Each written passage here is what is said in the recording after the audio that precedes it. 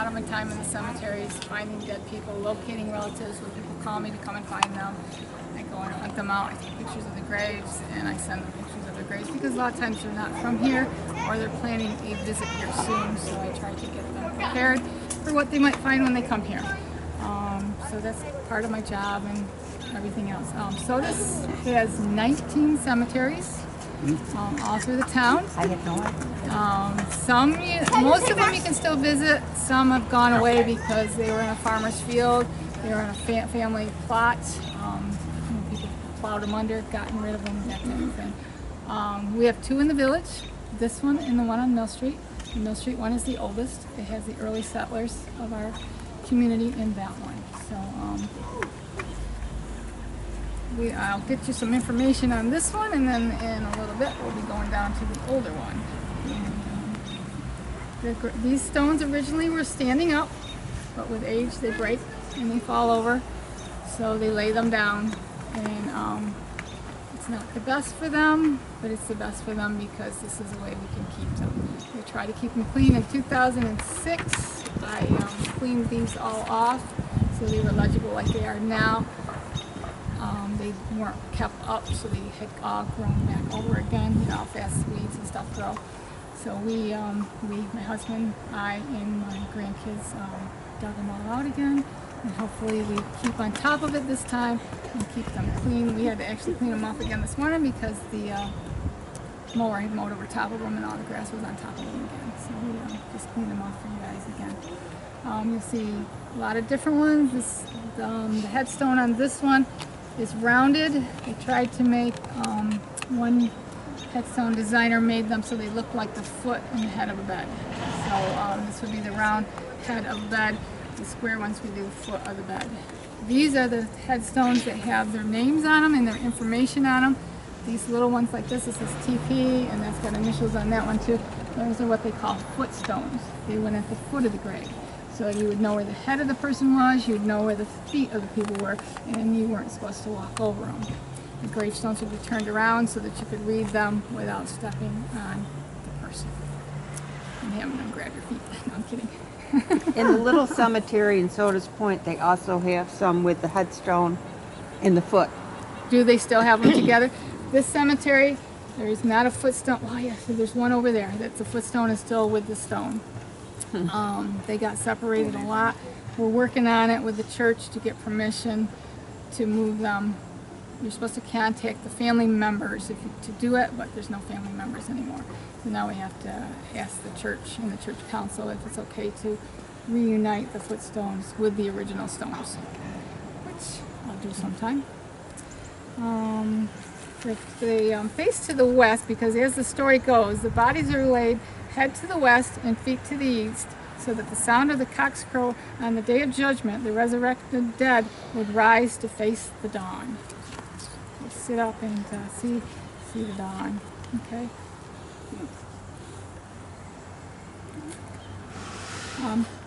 We have 2 maps of the cemetery. Mine being the latest is the accurate one. The other one has people in here that we didn't find. I don't know if they ever got buried here. I don't know if they bought a plot and then didn't go for it. It's just kind of strange because there's their dates of their death with it. So I would assume if they bought a plot, they wouldn't have their dates of their death with the plot that they bought because they didn't know when they died. So I don't know. We didn't find it. Their map that they had from long ago, these 2 stones here are the only original stones on that map in the right spots. There again, a lot of times you can tell these are straight rows.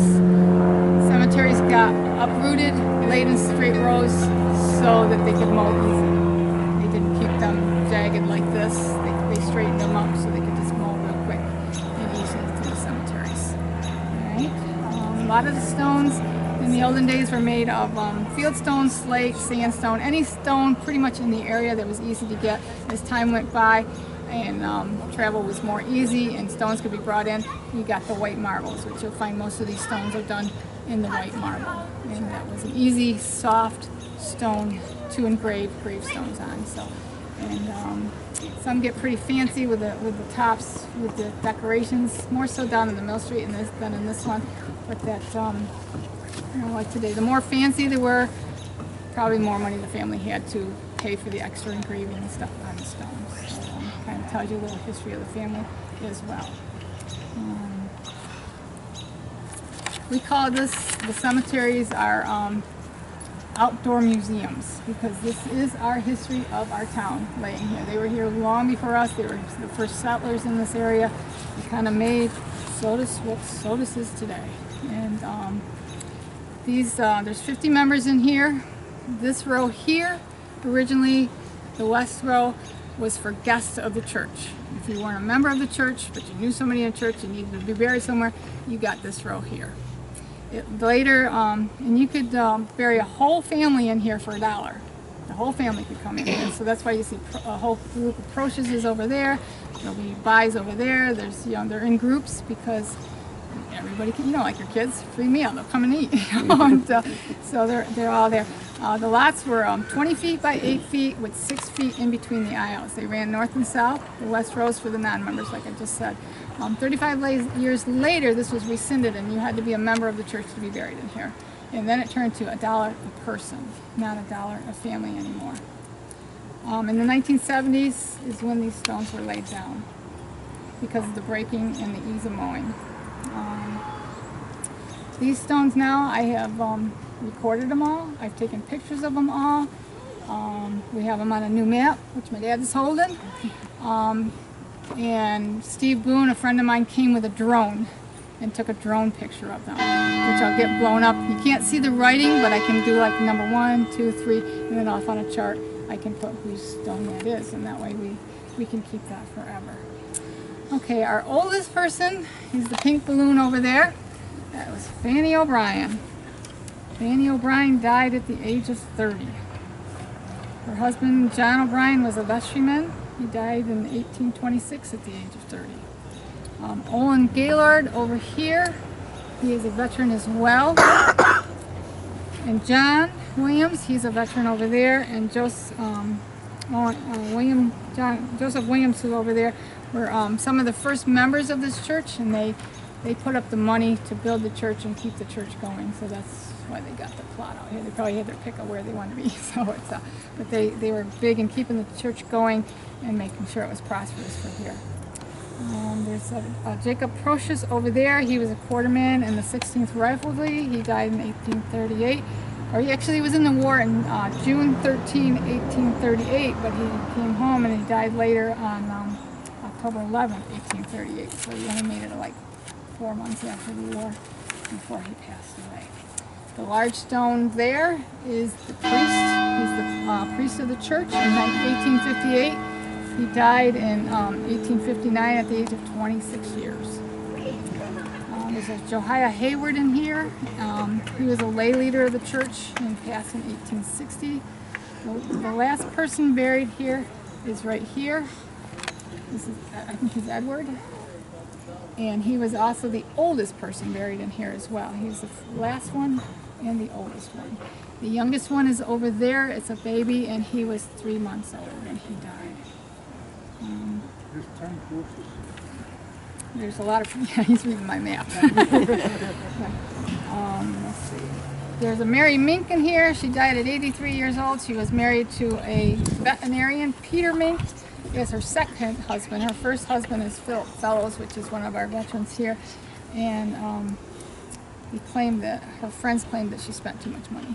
So, she had too much money and she spent too much money. So, and there's a guy in here, Josiah Hayward. He lived on Rotterdam Road. It's at about a half a mile from town. He would carry him, whether or not he owned a horse, he would walk to town. He carried a market basket on his arm. He would stop and look back as if he had forgotten something and was headed back to get it, but never did go backwards. He always wore a wide-brimmed felt hat, a black suit with a long coat. He must have taken good care of the suit because everybody, anytime he went into town, he was in the same suit. So he took real good care of his town clothes. He was a faithful member of the St. John's Church, and in the absence of the rector, sometimes he took the place at the pulpit and gave the sermon for that day. His son William became a clergyman of this church. There's a Thomas Robinson in here from England, and he settled on the Geneva Road north of Wallington. His father was strongly attached to the church, and he was a big supporter of the church as well. He was a spade maker. Almost Case, there's a bunch of cases in here. He was the father of James. He was born in Connecticut. He was married to Sarah Granger from Phelps. He purchased land in Phelps for 20 cents an acre, and it later became known as the Granger Settlement. He moved to Phelps, but his ancestors were Episcopalian, and he was attached to this church, so he would come by horseback to church. In 1827, he moved to Sodus and purchased what is known as the Old Hope Farm from the name of the early surveyor who reserved it for himself, but then sold it to him instead. He spent the rest of his life here, and he died in 1851.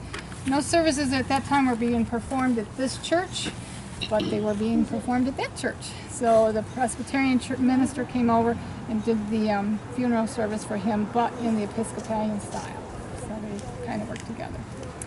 There's a doctor in here, Dr. Eli McKinney. He was born in Canada, educated, and admitted to practice there. His wife is the sister of John O'Brien, which you'll hear more about the O'Briens on the tours and stuff, and they were pretty prominent in this. There's a big question on how his name is spelled. Is it because it's John, and then sometimes you see O period, or sometimes you'll see John O apostrophe Bryan. So we're not sure if it's John period or John O'Brien, or is it just John Bryan? It's all over the place on his last name, is what his last name really is. That wasn't uncommon for spellings to be... Right, to be changed. You'll see Robinson in here is spelled, I think they ran out of room to put out all the name of Robinson, so they cut a couple of the letters out. And you get the gist of it, you know. No legalities there. You can just abbreviate, you know. So there's a Peter Procius. He came from Van Rensselaer Manor in Columbus County, settled in Sodus in 1831 on a farm where he passed the rest of his life. He was also committed to the church, so that's why he's in here. Owen Gaylord, which is the guy down there with the veteran's tombstone and the yellow balloon. He was the brother of Dr. Levi Gaylord, who came to Sodus somewhat earlier. Here he married the sister of Judge Bryant Green. The Greens are of Greens Hill. That's how we got the name of Greens Hill. That whole property up there, they had, I shouldn't tell you because you'll learn that later. They had log cabins down there anyways. And but you'll hear all about the Greens later in the other visit. So after his first wife died, see, first he married a doctor's wife, and then he married a second doctor's wife. So must be he liked doctors. He ended up dying at his daughter's house in Savannah in January 27th, 1872. I told you about that one. What else can I tell you? You can walk around, check them out. Where's my William? I'll get one. My grandson will show you how to read the gravestones, and that's how he pictured them and stuff. And as soon as I find him, he's lost interest. Walk around, look at the different names in here. You'll also see a lot of the names attached to the streets that we have named in the town of Sodus. So you'll see familiar names and street names that went together. And so that's how the names got together. And but William will come over and show you. There's a Procius spot at the corner of Lake Road and North East.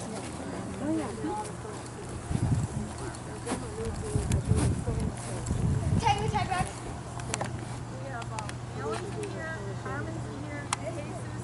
Do these people